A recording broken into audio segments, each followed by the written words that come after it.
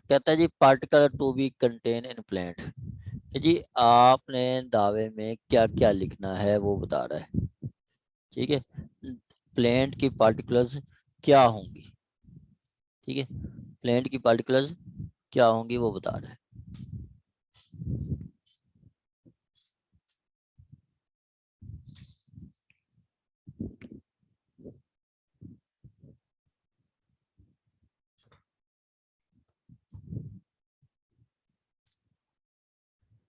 कहता है जी particular to be contain in plaint, the plaint shall contain in the following particulars the name of code, in the name of code, के code का नाम लिखेंगे, and name and description of plaintiff. Description में क्या आता है, description में उसका पेरेंटल मतलब पेरेंट को कौन है, मतलब सन ऑफ, या उसका एड्रेस क्या है। ठीक है, उसकी कास्ट क्या है वो उसकी डिस्क्रिप्शन में आ जाता है। आगे प्लेस ऑफ रेजिडेंस, आगे इसी तरह डिफेंडेंट के लिए है। आगे वो कहता है कि where plaintiff or defendant is minor और person of unsound mind the statement to that effect, कि जी अगर वो माइनर है तो आपने बताना है कि जी वो माइनर है, कि वो माइनर है। माइनर का हम लिखते हैं माइनर थ्रू नेक्स्ट फ्रेंड। जैसे माँ है, माँ दावा करती है कोर्ट में आके, वो माँ दावा करती है बच्चों की बच्चों का उसका मेंटेनेंस का। ठीक है, तो माँ वो लिखते हैं through through through next friend, through recovery of recovery of. ठीक है, वो अगर बच्ची है तो वो लिखते हैं थ्रू नेक्स्ट फ्रेंड। ये देखें ये आया हुआ है मसम्मात, ये ऊपर उसकी माँ है, यहाँ पे उसका बच्ची का नाम लिख दिया जाएगा अलीजा, अलीजा। ठीक है, माँ उसका नाम है सैयदा फातिमा। ठीक है, तो minor daughter through plaintiff as her next friend, वो बताया जाएगा कि जी उसकी एज कितनी है और वो थ्रू नेक्स्ट फ्रेंड आ रही है, थ्रू नेक्स्ट फ्रेंड आ रही है। ठीक हो गया जी। आगे कहता है जी आपका where the plaintiff or defendant,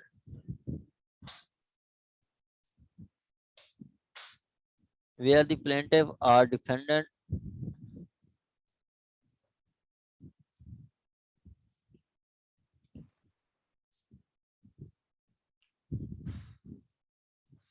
is माना to statement of that fact, के वो स्टेटमेंट दी जाएगी। आगे बताता है facts showing the cause of action when it arose, कि जी फैक्ट्स बताएंगे कि जी जो आपकी कॉज ऑफ एक्शन अरोज कर रहे हैं, किन फैक्ट्स, कौन से फैक्ट्स हैं जो कि आपकी मतलब जिन पे आपकी कॉज ऑफ एक्शन बन रही है। ठीक है, ये आपके फैक्ट्स वो पीछे हमने प्लीडिंग में जो हम लिखते हैं कि जी मैंने इससे एग्रीमेंट किया था, एग्रीमेंट में उन्होंने कहा था कि जी मेरे नाम वो ज़मीन करवा देगा, वो 5-10 मरले का ज़मीन करवा देगा, जो कि मैंने पेमेंट कर दी है, अब वो मेरे नाम नहीं करवा रहा, तो ये बिनाए दावा है। ठीक है, ये बिनाए दावा या जिसको हम कहते हैं काज ऑफ एक्शन, ये कि बिनाए मुद्दा अलैह अव्वलन 2/1/2010 को और आखिरन 5 रोज कबल हुई थी। ठीक है, ये वो बता रहा है कि जी इस दिन से हमारी काज ऑफ एक्शन रोज हुई है। ठीक है, अब देखें ये है जी defendant to fail to perform, अब दैट द सूट, ये the cause of action first arose at the month of March 2008 when defendant left the house, जब वो घर छोड़ के गई थी। ठीक है, तो उस टाइम मेंटेनेंस का काज ऑफ एक्शन स्टार्ट हो गई थी। जैसे बीवी घर छोड़ती है अपने मेके चली जाती है, तो वह जिस दिन वो मेके पहुंच जाती है उसका मेंटेनेंस का पीरियड स्टार्ट हो जाता है। मोहम्मदन ला भी कहता है कि जी अगर आपकी जो बीवी है, इवन के वो बिलीनियर है, अरबपति है, जितनी मर्जी उसके पास एसेट्स हैं, husband is duty bound to maintain her, husband ने उसको मेंटेन करना है। तो जिस दिन वो अपने हस्बैंड के घर से चली जाती है तो उस दिन हस्बैंड बाउंड हो जाता है मेंटेनेंस देने का। तो वो बता रहे हैं कि जी आपने बताना है कि जी आपकी काज ऑफ एक्शन कैसे बनती है और किस दिन से स्टार्ट हो रही है। ठीक है, तो वो बताता है फर्स्टली अरोज मार्च 2008, मार्च 2008।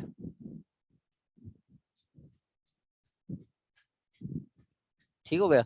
आगे कहता है जी आगे facts, facts showing the courts has cause of action कि जी पार्टीज, अब काज ऑफ एक्शन अगर हम देखें तो जो सीपीसी है, सीपीसी का सेक्शन 16 से सेक्शन 20 तक वो काज ऑफ एक्शन बताता है मूवेबल प्रॉपर्टी का कि जी अगर मूवेबल प्रॉपर्टी जिस कोर्ट की जुरिस्डिक्शन में पड़ी है, सपोज के सब्जेक्ट मैटर क्या है, सॉरी इमूवेबल प्रॉपर्टी, जमीन, लैंड, जमीन का टुकड़ा है लाहौर में पड़ा है तो वो दावा कहाँ पे होगा, लाहौर में होगा। इसी तरह अगर हम फैमिली केसेस देखें तो जहां पे वो प्लेंटिफ मुदैया रिजाइड करती है वहीं पे आपका कोर्ट की जुरिस्डिक्शन हासिल होती है, कोर्ट की जुरिस्डिक्शन होती है। तो आपने बताना है कि जी आपका कोर्ट की जुरिस्डिक्शन जिस कोर्ट में आप दायर कर रहे हैं उस कोर्ट की जुरिस्डिक्शन कैसे बनती है। वो हम बताते हैं कि जी ये के प्रॉपर्टी अंदरों ये बताएगा आपका कि जी प्रॉपर्टी जो है जिला लाहौर में है, ये के अराजी मुतदाविया अंदर हदूद तहसील रायगढ़ जिला लाहौर में है, इसलिए अदालत हजूर को अख्तार समात हासिल है कि प्रॉपर्टी लाहौर में है तो कोर्ट को जुरिस्डिक्शन हासिल है, कोर्ट को जुरिस्डिक्शन हासिल है। इसी तरह हम इधर देखें तो वो बताता है कि पार्टी रिजाइड इन लाहौर। ठीक है, that the cause of action arose accrue at Lahore and the parties reside at Lahore। जहाँ पे पार्टी रिजाइड होती है वहां वो की कोर्ट को जुरिस्डिक्शन हासिल होती है।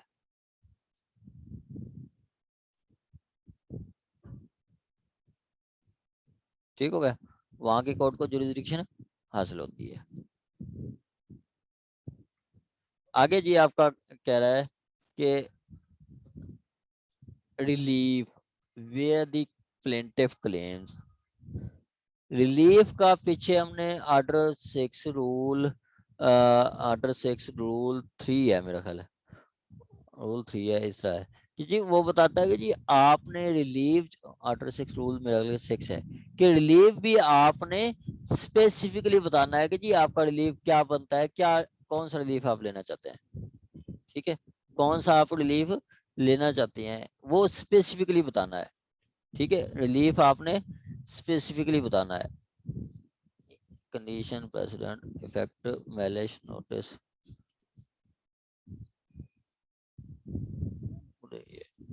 ठीक है, आपने प्लीडिंग साइन और रिलीफ वो कहता है आपका स्पेसिफिक होना चाहिए, मतलब पता चलना चाहिए कि जी आप क्या रिलीफ मांग रहे हैं, आप क्या रिलीफ मांग रहे हैं।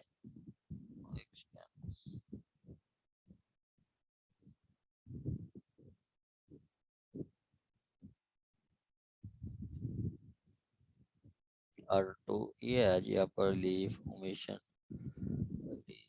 To be specific claim power to relief, relief का हमने पढ़ा था, वो भी यही कहता है कि जी रिलीफ आपका स्पेसिफिक होना चाहिए कि पता चलना चाहिए कि आप क्या रिलीफ मांग रहे हैं, क्या रिलीफ मांग रहे हैं। जब आपका रिलीफ एक से ज्यादा चीज रिलीफ मांगते हैं तो वो भी आपने बताना है कि जी क्या क्या मांग रहे हैं, वो रिलीफ आपका स्पेसिफिक होना चाहिए, मतलब क्लियर होना चाहिए कि आप मांग क्या रहे हैं, कोर्ट से चाहते क्या है।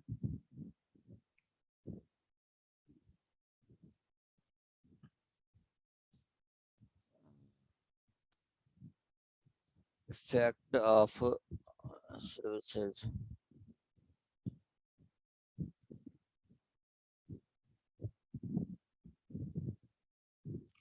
treating farm particulars where necessary or further relief watch effect of claim या presumption of law, reading to be sign, ये ऑर्डर 7 में ही आएगा कि जी वो कह रहे हैं कि जी आपका रिलीफ भी स्पेसिफिक होना चाहिए कि जी आपको चाहिए क्या है। कहते हैं रिलीफ विच प्लेंटिव क्लेम, कि आपको रिलीफ क्या चाहिए। ठीक है, रिलीफ आपकी प्रेयर क्लास होती है जिसको हम इस्तदा कहते हैं। ठीक है, जिसको हम इस्तदा कहते हैं। क्या कहता है, इतनी हाला इस्तदा है कि दावा दखलियाबी वजरिया तमील मुख्तस बाबत प्लाट नंबर फलां फलां बाहक मुदई बड़े खिलाफ मुदला सादर फरमाया जाए। ठीक है, कि दावा उसका डिग्री किया जाए, दावा उसका डिग्री किया जाए।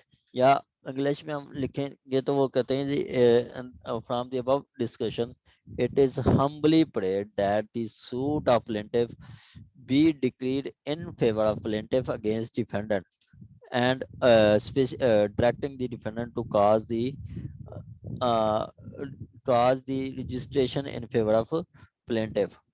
ठीक है, वो उसमें आपने रिलीफ प्रेयर बताना होता है। यहाँ पे तो वो बता रहा है कि जी मेंटेनेंस अलाउ करें, that most respectfully prayed that the degree of recovery of maintenance allowance at the rate of 5,000 per month since March up till now amounting rupees flan flan at the rate of per month future plaintiff as with legal increment। Legal increment की बात करता है। Legal increment होता है कि जी आपका court जो है बताएगी कि जी हर साल 10%, 15%, 20% इंक्रीज होगा। अगर कोर्ट नहीं बताती तो उसके साथ वो आपका ऑर्डर 17A है, वो ये बताता है कि जी इंटरनल मेंटेनेंस में बताता है कि जी जब कोर्ट ये नहीं बताती कि कितनी परसेंट इंक्रीज होगा सालाना, तो फिर 10% समझा जा सकता है कि जी 10% लाजमी इंक्रीज होगा, 10% लाजमी इंक्रीज होगा। ठीक है, ये आपका रिलीफ क्लास होगी। उसके बाद कहता है where plaintiff allowed set off or relinquish portion of claim the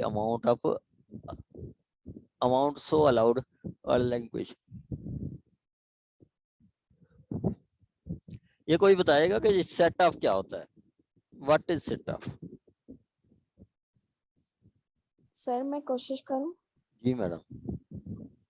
sir set off वो होता है, फॉर एग्जांपल मैं एग्जांपल से बताऊंगी। मैंने डिफेंडेंट से लेने हैं नहीं, मैंने दूसरी पार्टी से लेने हैं 30,000 रुपए। ठीक है, तो अब मुझे पार्टी दे देती है 15,000 रुपए, 15,000 नहीं देती है, तो मैं केस फाइल करती हूँ।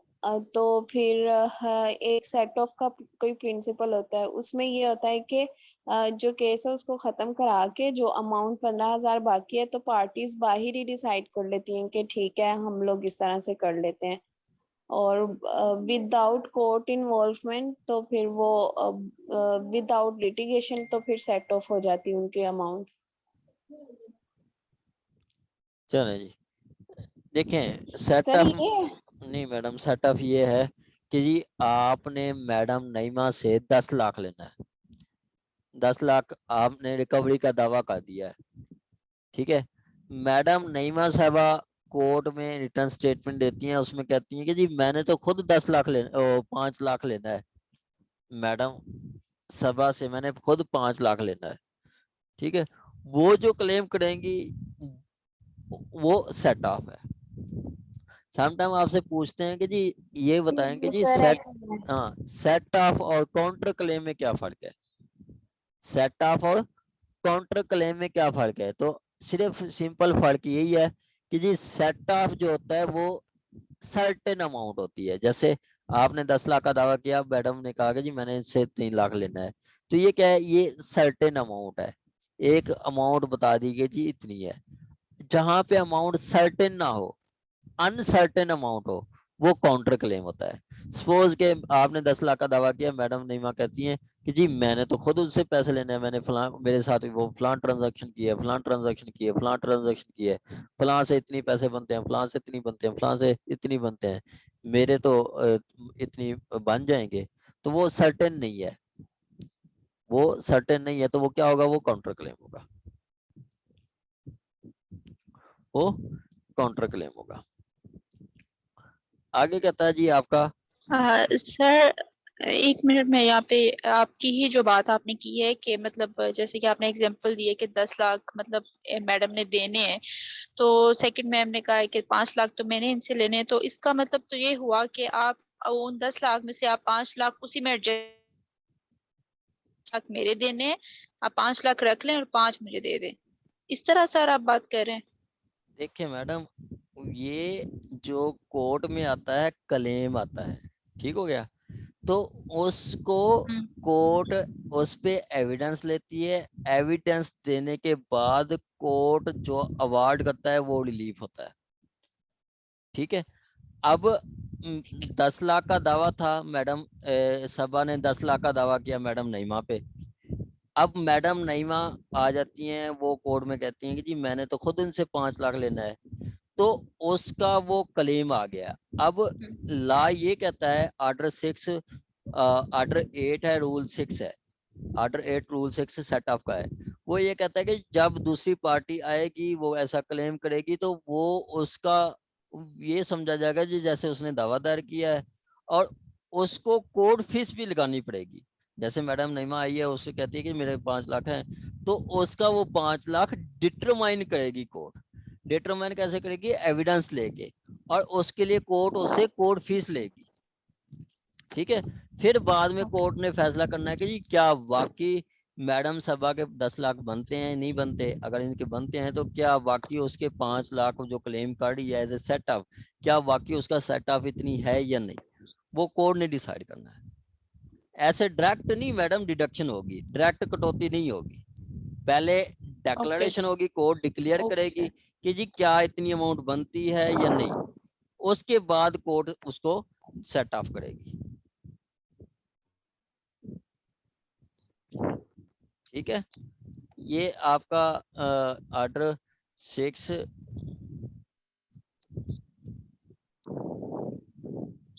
ऑर्डर 6 और ऑर्डर 8 रूल 6, ठीक है, रूल 6। आगे इसी तरह आपका ऑर्डर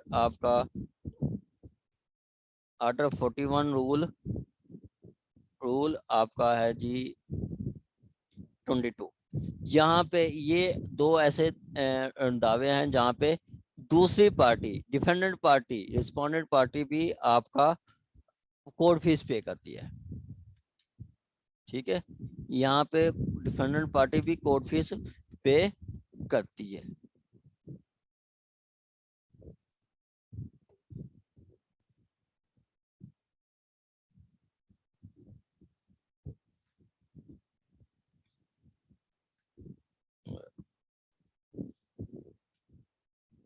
ठीक हो गया जी, ये है आपका रिलीफ।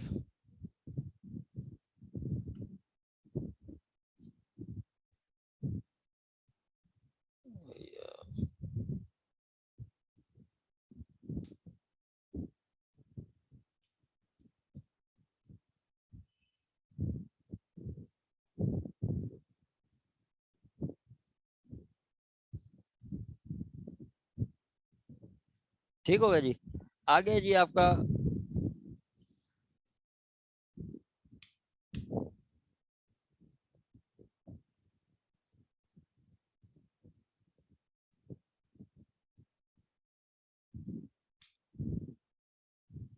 अच्छा, आगे जी आपका जो सेट ऑफ है, वो जो अगर सेट ऑफ करता है या कोई क्लेम रिलैंक्विश करता है तो वो भी उस दावे में आपके बताया जाएगा।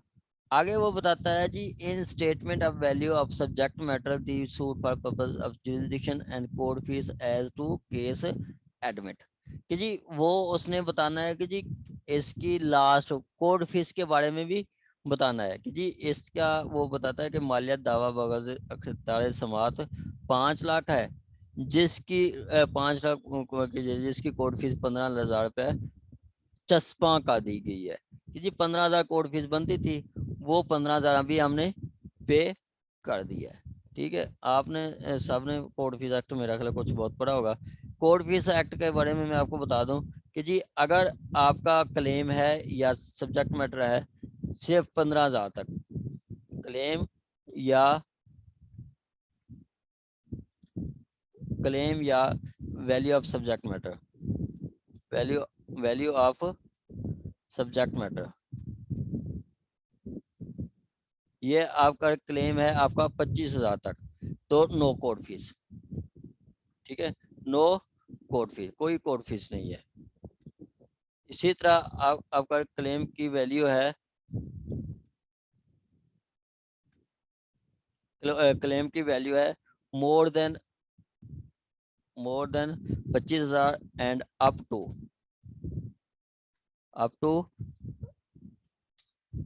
2 लाख रुपए।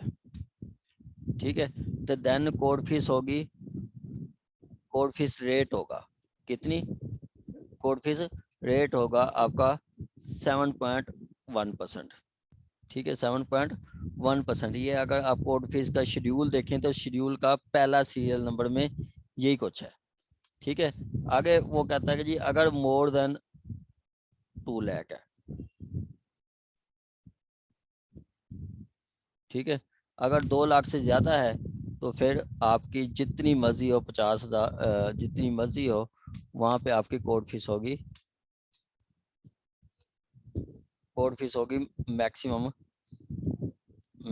आपकी 15,000। ठीक है, यहाँ मैक्सिमम 15,000। तो यहाँ पे क्या कह रहा है कि जी कोर्ट फीस जो है, मैंने मेरा वैल्यू थी 5 लाख रुपए, तो 15,000 कोर्ट फीस बनती थी, मैंने लगा दी है। 15,000 कोर्ट फीस बनती थी, मैंने लगा दी है। फैमिली केस कोई भी हो उसमें 15 रुपए का कोर्ट फीस होता है। ठीक है, फैमिली केस कोई भी हो उसमें 15 रुपए का कोर्ट फीस लगता है। ये देखें, प्रिस्क्राइब कोर्ट फीस फिक्स्ड। ठीक है, कि वो कह रहा है कि जी मैं जो कोर्ट फीस बनती थी वो मैंने फिक्स कर दिया है। जैसे इधर में आपको इसमें होगी कोर्ट फीस,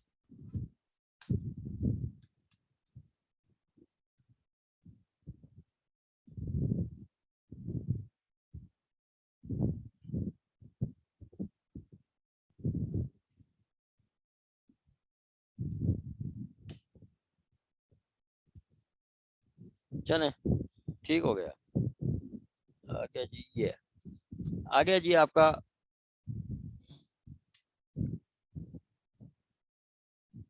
इन मनी सूट। अब आ गया जी मनी सूट। पीछे हमने पढ़ लिया है कि जी सबसे पहले आपका कोर्ट का नेम होगा, फिर प्लेंटिफ होगा, फिर प्लेंटिफ या डिफेंडर में से कोई माइनर है तो वो होगा, डिफेंडेंट होगा। उसके बाद कह रहा है कि जी आपका काज ऑफ एक्शन बताई जाएगी, पहले फैक्ट्स आएंगे, फिर काज ऑफ एक्शन बताई जाएगी, फिर जुरिसडिक्शन बताया जाएगा, फिर क्या वाली लीव क्या मांगा है, ठीक है, कोई सेटअप भी किया या नहीं किया, या फिर लास्ट में वो बताता है कोर्ट फीस कितनी लगानी है, वो भी आपने बता देना है। आगे कहता है जी in money suit the plaintiff seek the recovery of money, plaintiff shall state the precise amount claim. अब रिकवरी का दावा कर रहा है कि रिकवरी ऑफ मनी है, तो आपने कोर्ट को बताना है कि जी मैंने 10 लाख लेना है, मैंने 15 लाख लेना है, मैंने 20 लाख लेना है। ठीक है, मैंने 20 लाख लेना है। आगे कहता है where plaintiff sue for the mean profit for an amount which will found due to him on taking unsettled amount of account between him. The defendant shall plaintiff state the approximately amount sued for. ठीक है, अब ये mean profit क्या होता है, कोई बताएगा mean profit क्या होता है? मीन प्रॉफिट जनजी शुएब साहब। फिर ये मीन प्रॉफिट ये होता है कि जैसे कोई पोजेशन ऑफ, हेलो जी जी आवाज आ रही है आपकी? जी सर, वो पोजेशन ऑफ प्रॉपर्टी है, जैसे किसी की ज़मीन पे किसी ने कब्जा किया हुआ है, तो वो जब उसे उसकी पोजेशन दिलवाई जाएगी तो वो फिर बाद में क्लेम करेगा कि जितना अरसा इसने मेरी प्रॉपर्टी यूज़ की है, तो उतना अरसा इसने जो उससे प्रॉफिट लिया है, इसका रेंट वगैरह, मैं तो वो भी मुझे दिलवाया जाए, तो वो होता है मीन प्रॉफिट। बिल्कुल ऐसे ही है, बिल्कुल ऐसे ही है कि जी रॉन्गफुल पोजेशन। ठीक है, रॉन्गफुल पोजेशन पे जो आपको प्रॉफिट मिलता है वो मीन प्रॉफिट होता है। जैसे अगर प्रॉपर्टी है शुएब साहब की, इस वक्त प्रॉपर्टी शुएब साहब की प्रॉपर्टी है अयाज साहब के पास, अयाज साहब उस प्रॉपर्टी से मुनाफा कमा रहे हैं, मतलब अयाज शुएब साहब का एक दुकान है, ठीक है, या एक प्लाजा है जिससे 1 लाख किराया आता है, और वो किराया जो है मिलके तो शुएब साहब की है, उन्होंने कब्जा किया हुआ है, किसने, अयाज साहब ने।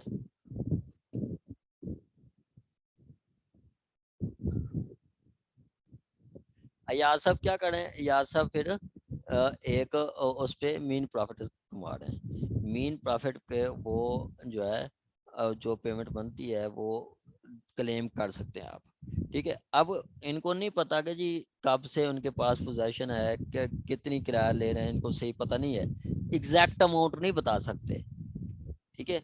शुएब साहब को एग्जैक्ट अमाउंट का पता नहीं है कि जी मेरी ये प्रॉपर्टी क्या 2010 से इनके पास है या 2015 से पास है, या इस वक्त प्लाजे के रेट कैसे चल रहे हैं, कितनी उसका किराया होगा, 1 लाख होगा, 50 लाख होगा, 70,000 होगा, कितनी होगा, ठीक है। तो उन्होंने एक अप्रोक्सीमेट अमाउंट बता देनी है।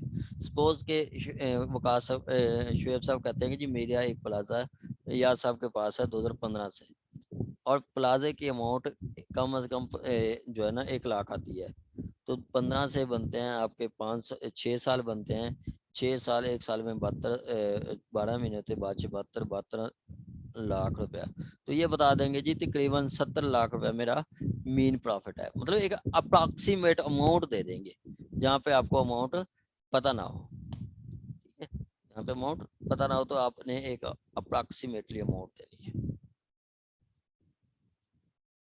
आ गया जी आपका शजरा, इसको कहते हैं आपका हदूद अरबा, मूवेबल प्रॉपर्टी का। जब भी आपने दावा प्रॉपर्टी इमूवेबल प्रॉपर्टी शो करनी है तो उसका आपने हदूद अरबा देना है। हदूद अरबा क्या कि जी ईस्ट में क्या है, वेस्ट में क्या है, साउथ में क्या है, नॉर्थ में क्या है, east west north, east south west north, north या आपका ईस्ट वेस्ट साउथ नॉर्थ, ये आपने बताना होता है। कहता है जी where subject matter of suit is immovable property, the plan shall contain a description of a property sufficient to identify, and in case such property shall be identified by the boundaries or number in the record of settlement or survey, ठीक है, the plan shall specify the boundary and। अब कहता है कि जी देखें जो होती है ना जरी रकबा, जरी रकबा को तो हम ऐसे कहते हैं कि जी इसका खेवेट नंबर ये है, खतूनी नंबर ये है, ठीक है, और जैसे ये मैंने आपको कल बता रहा था खेवेट नंबर खतूनी नंबर ये है, ठीक है, ये आपका जरी रकबा है, माल राइवेंड है, आपका खेवेट नंबर खतूनी नंबर और मालकान, और आगे इस वक्त काश्तकारी कौन कर रहा है, ये सारा कुछ बता देता है, ठीक है, ये सारा कुछ बता देता है। ये किसके लिए, ये एग्रीकल्चर लैंड के लिए, ठीक हो गया। इसी तरह अगर आपका है कि कोई कमर्शियल है या फिर आपकी रेजिडेंशियल है, तो आप बताएंगे कि हाउस नंबर ये है, स्ट्रीट नंबर ये है, और ब्लॉक ए है, टाउन फैसल टाउन है, और लाहौर, ठीक हो गया, फैसल टाउन लाहौर।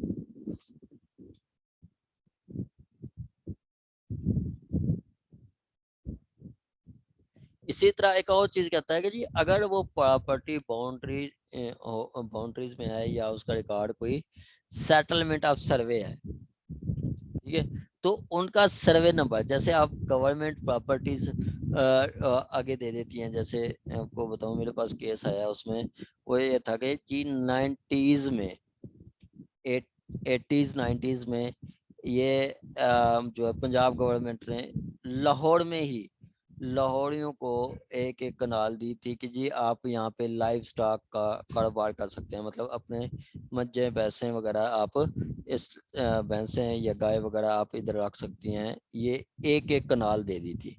अब उस वो क्या थी, वो गवर्नमेंट प्रॉपर्टी थी, तो वो उनका एक अथॉरिटी है, उसको हर दफा वो सर्वे करती है कि जी इस वक्त ये प्रॉपर्टी किसके पोजेशन में है, तो सर्वे नंबर में उसका नाम रखा हुआ था जी 91B 91B, ठीक है, गुजर कॉलोनी लाहौर, ठीक है। तो ये जो गवर्नमेंट प्रॉपर्टीज होती है उनके एक नंबर अलाट किए जाते हैं जिसको सर्वे नंबर कहते हैं, ठीक है, जो कि उनकी एंट्री में रिकॉर्ड में दर्ज होता है। तो वो अगर कोई सर्वे नंबर है तो वो बताना है, रेजिडेंशियल है तो खेवट खतूनी बतानी है। इस और उसके अलावा कोई और प्रॉपर्टी है तो उसका आपने, जैसे घर है तो आपने बताना है उसको टाउन वगैरह क्या है। अब देखें ये यहाँ पे भी उसने मेंशन किया है, या इसमें बता देता हूँ कि जी ये देखें, ये इसका हदूद रकबा है कि जी आपका वो बताता है रकबा मशरक में मकान मलिक बशीर अहमद किराएदार, और जानिब गर्ब के आपका ईस्ट और वेस्ट जहाँ पे सूरज गरूब होता है वो आपका सलीम पटवारी है। शुमाल में आपका है अस्कर अली। इसी तरह आपका शुमाल और जनूब में क्या है जी आपका जनूब बंद गली है, ठीक है, जनूब बंद गली है। ये आपका हदूद रकबा है, ठीक है। ये आपने प्रॉपर्टी को आइडेंटिफाई करने के लिए ये बता रहे हैं। इस तरह ये इसने दावे में भी लिखा होगा कि जी ये प्रॉपर्टी फलां जगह पे आपकी सिचुएट करती है, ठीक है, प्रॉपर्टी फलां पे सिचुएट करती है। ये देखें उसमें बताया है यही वही रकबा है, जैसे प्लाट मुझे का हदूद रकबा जानिब मशरक मकान जहांगीर, जानिब मगरब सलीम पटवारी, जानिब शुमाल मकान अस्कर अली, जानिब जनूब बाजार मौजूद है या बंद गली, ठीक है। ये आपने बताना होता है, ठीक है, ये आपने हदूद रकबा भी बताना होता है अपने प्लेंट के अंदर, ठीक हो गया। आगे कहता है where the plaintiff sue as representative in character, जब रिप्रेजेंटेटिव इन कैरेक्टर में होगा तो आपने वो भी बताना है कि जी उस पर्सन का इंटरेस्ट बनता है। रिप्रेजेंटेटिव